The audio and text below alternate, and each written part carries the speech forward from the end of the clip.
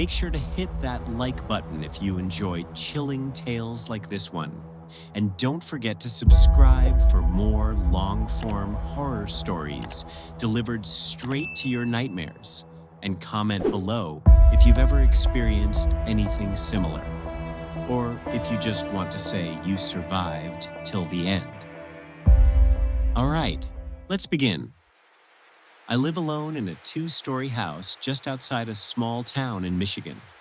It's nothing fancy, just a rental I picked up a few years ago after a messy breakup. The place is old, wood floors that creak no matter how light you step, windows that let in too much cold air in the winter, and a staircase that groans like it remembers every person who's ever walked on it. When I first moved in, it was quiet, almost too quiet. The kind of quiet that makes you sleep with a white noise app or leave the TV on in the background. But nothing felt off, at least not at first. Then, one night, I woke up to a sound I couldn't place. It was subtle, rhythmic, like slow, deliberate footsteps on the wooden floor below. I live alone. I'm not the type to get spooked easily, but that first time I heard it, I froze in bed. I stayed still for what felt like 10 minutes, listening. The sound stopped. I chalked it up to the house settling. The next night, it happened again, this time at 2:34 a.m. I looked at my phone, listened, and there it was. That same slow step, step, step sound, like someone walking from the back of the house toward the stairs. Then, nothing, just silence. It became a pattern. Every night at exactly 2:34 a.m., I'd wake up, sometimes to the sound of footsteps, other times to the creak of a floorboard or a door I know I didn't leave open. And then, one night, I decided to check. I set an alarm for 2:30 a.m., got out of bed, and waited just outside my bedroom door. The staircase was just down the hall, visible from where I stood. The lights were off, but a bit of moonlight leaked through the hallway window. At 2:34, I heard it again. The steps. Slow, dragging. Then I saw her. There was an old woman standing at the bottom of the stairs, frail in a long nightgown.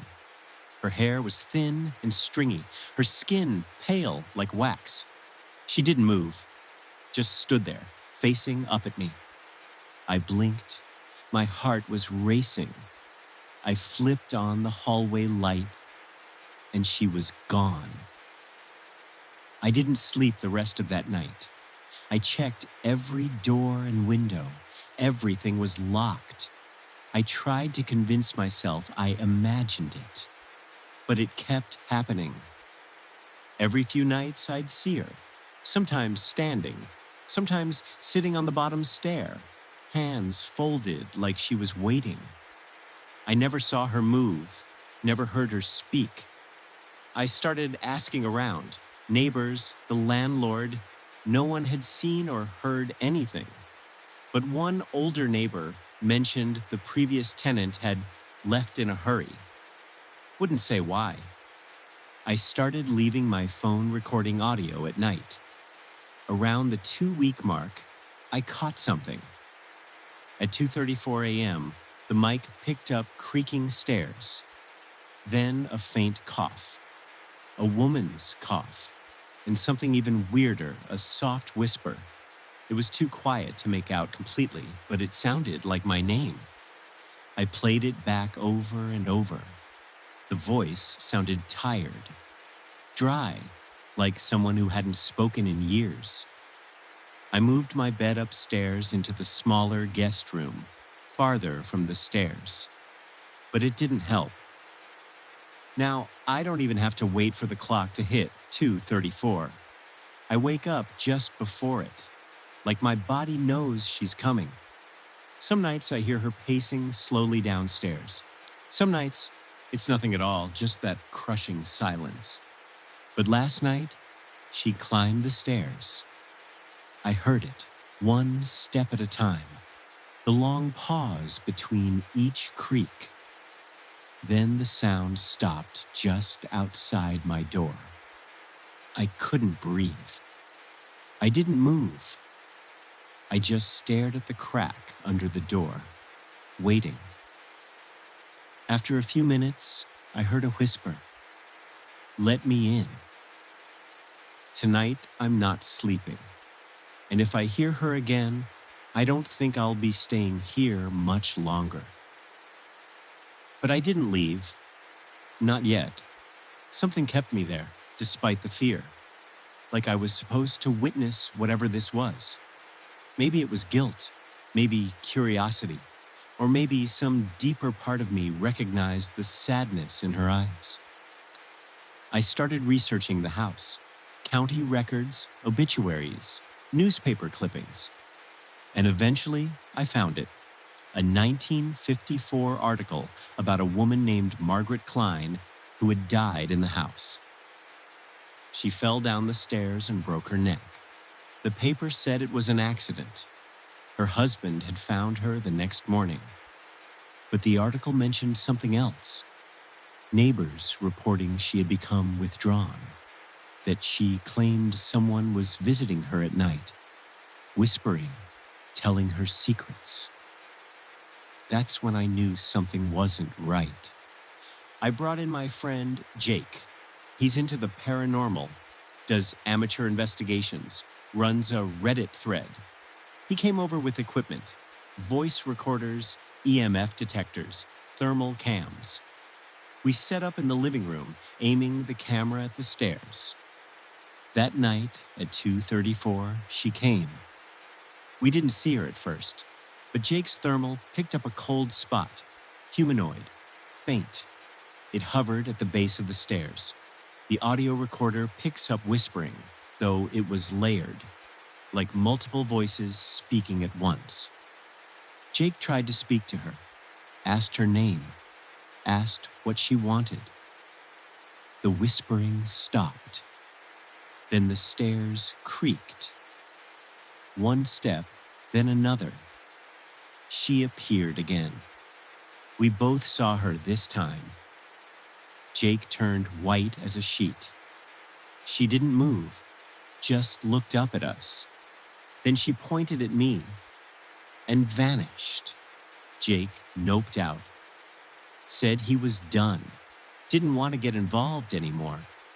I stayed, because now I was having dreams, always the same. I'd be standing at the top of the stairs and she'd be at the bottom.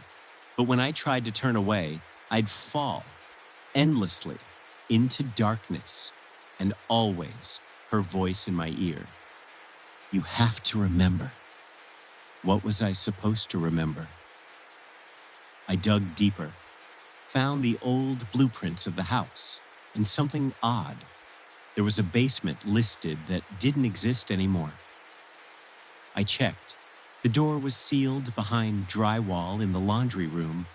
I tore it open. There was a staircase going down, cold, narrow. The air was thick with dust and rot. I took a flashlight and went down. The basement was more like a cellar. Stone walls, dirt floor, and in the far corner, a rocking chair and her. She sat there, rocking slowly, her eyes milky and vacant. I don't remember walking back upstairs. I don't remember anything until the next morning. But I had dirt under my fingernails and a scratch on my neck. The activity got worse. Lights flickering, doors slamming, my name whispered from every corner. But it wasn't just Margaret anymore. There were more voices. Male, angry, accusing. I started recording everything. Video, audio, trying to make sense of it. One night, I played back the footage. I was asleep on the couch. But at 2:34 a.m., I sat up, eyes open, mouth moving. And then I walked to the stairs and whispered, I remember. I don't remember doing that. I don't remember anything from that night. The next night, I slept in my car, but at 2:34, the radio came on. Static. Then the whisper, "Let me in." I left town for 2 weeks, stayed with my sister 3 hours away. The first night there, I slept fine. But on the second night, I woke up at 2:34 a.m. and the closet door was open. I don't think I can run from her. I think whatever she is, whatever I have remembered, has tied us together. I'm back in the house now. I don't know why. But tonight, I'm going back into the basement. This time, I'm not bringing a flashlight. If I don't come back, tell someone. Tell them Margaret tried to warn me. Tell them something is under this house, and it's not done yet.